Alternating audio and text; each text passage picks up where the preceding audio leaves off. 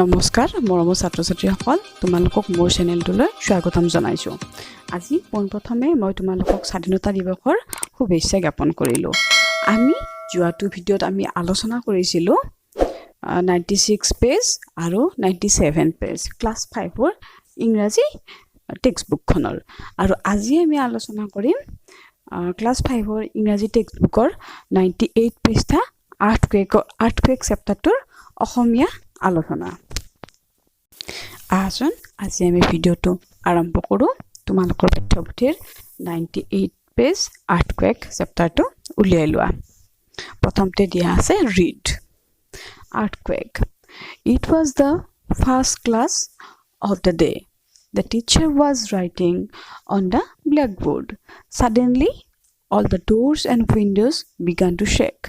The teacher's table shook, and a piece of chalk rolled down to the ground. The children shouted, "Earthquake! Earthquake!" All of them started running out of the room. The teacher said, "Don't run. Go out of the room carefully." Next paragraph to Saba. After a while, everything became quiet. The students came back to their classrooms. They got busy with their work again. Soon they heard an announcement outside the classroom. They all looked out of the window. They saw a rickshaw. A man was sitting on it with a microphone in his hand. He was telling people what to do during an earthquake. এবাৰ তলত ছবিখন চাবা আৰু তাত কি লিখা আছে লিখি থাকাখিনি মাতি দিছো চাবা। Attention, attention. Do not panic. Come out to an open place. Do not use the stairs of buildings. Do not stay close to glass windows. Do not stay near electric wires. ঠিক আছে, এতিয়া আমি পাঠৰ অসমীয়াখিনি আলোচনা কৰোঁ আহা। পাঠৰ নাম হৈছে আৰ্থকুৱেক। আমি সকলোৱে জানো আৰ্থকুৱেক মানে ভূমিকম্প। এতিয়া আমি পাঠটো আৰম্ভ কৰোঁ। It was the first class of the day. সেই দিনটোৰ এইটো প্ৰথম ক্লাছ আছিল। The teacher was writing on the blackboard.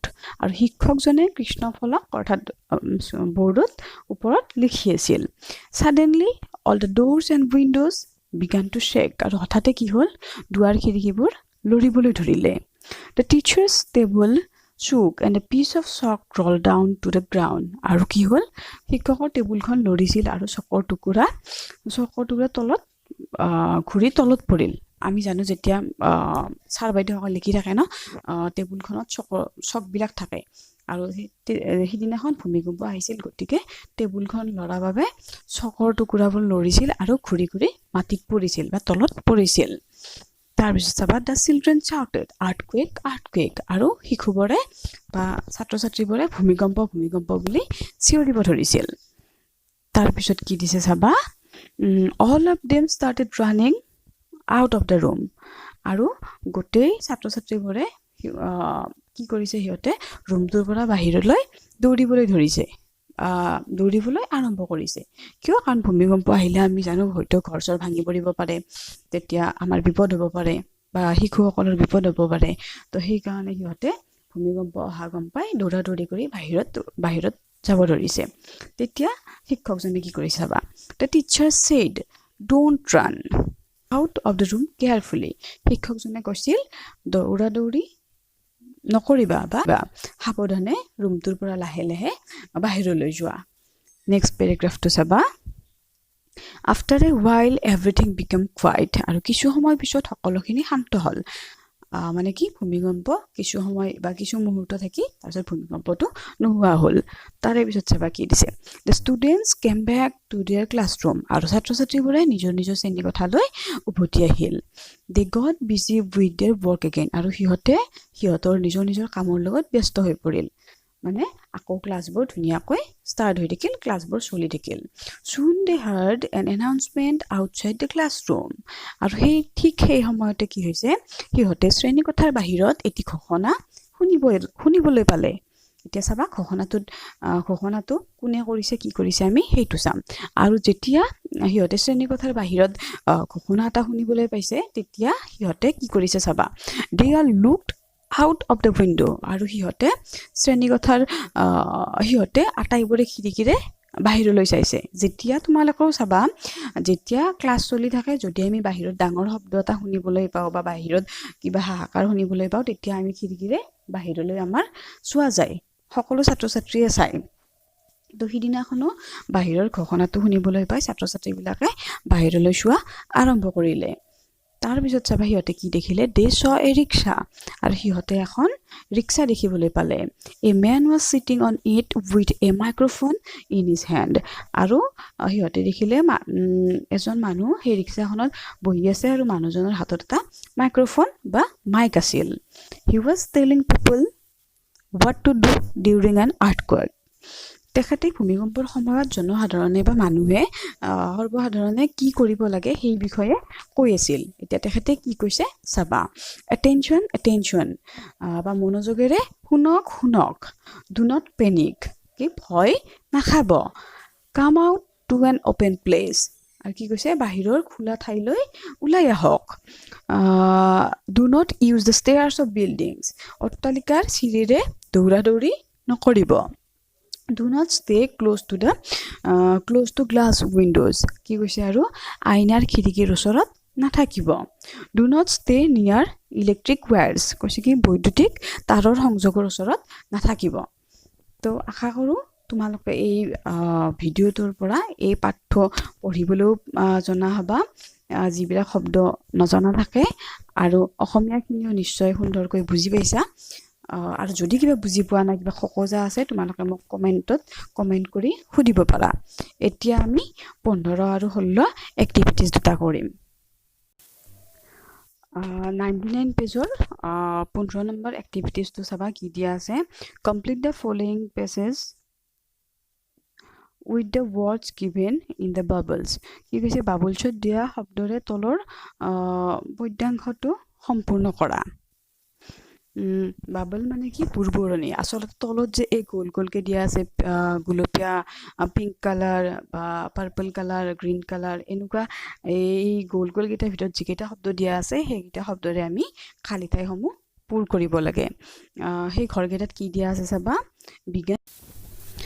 began shaking were sitting were running was telling was writing was sitting এইকেইটা আমি এতিয়া ওপৰৰ খালী ঠাইবোৰত বহুৱাব লাগে ক'তকি হ'ব কি দিয়া আছে চাবা এতিয়া at 10 o'clock yesterday ইয়াত কি হ'ব we were sitting in our classroom মানে কি কৈছে চাবা যোৱাকালি ৰাতিপুৱা 10 বজাত আমি আমাৰ শ্ৰেণীকোঠাত বহি আছিলোঁ our teacher was writing on the blackboard আৰু আমাৰ শিক্ষকগৰাকীয়ে বা আমাৰ শিক্ষয়িত্ৰীগৰাকীয়ে কৃষ্ণফলকত বা বৰ্ডত লিখি আছিল suddenly the doors and windows began shaking আৰু কি হ'ল হঠাতে দুৱাৰ খিৰিকীবোৰ লৰিবলৈ বা কঁপিবলৈ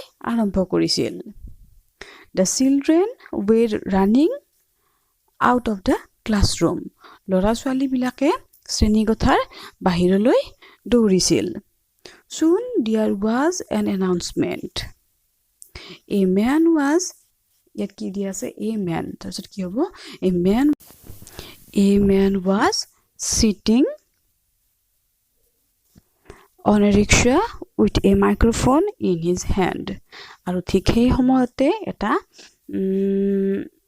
এটা ঘোষণা দিছিল আৰু এগৰাকী মানুহে হাতত এটা মাইক্ৰফোন বা মাইক লৈ ৰিক্সাত বহি আছিল he was telling people what to do during an earthquake আৰু তেখেতে ভূমিকম্পৰ সময়ত কি কৰিব লাগে তাকে মানুহক কৈ আছিল এতিয়া আমি 16 নম্বৰ কাৰ্যসূচীটোলৈ আগবঢ়ো 16 নম্বৰ কাৰ্যাৱলী কি দিয়া আছে choose the correct word and complete the following sentences কি কৈছে শুদ্ধ শব্দটো বাছনি কৰা আৰু তলৰ বাক্যসমূহ সম্পূৰ্ণ কৰা remember to start the sentence with a capital letter কি কৈছে আৰু এটা কথা মনত ৰাখিবা যে যেতিয়া আমি বাক্যটো আৰম্ভ কৰিম তেতিয়া তাৰে প্ৰথম যেটো শব্দ থাকিব সেই শব্দৰ প্ৰথম লেটাৰটো বা প্ৰথম আখৰটো আমি সদায় ক্যাপিটেল বা ডাঙৰ হাতত লিখিব লাগে তো এটো কি দিয়া আছে আৰ আৰু ক্যান দিয়া আছে ন ব্ৰ্যাকেটত দিয়া আছে তো সৰু হাতত দিয়া আছে তোমালোকে যেতিয়া আৰম্ভণিত লিখিবা তাৰে সম্মুখৰ আখৰটো ক্যাপিটেল লিখিবা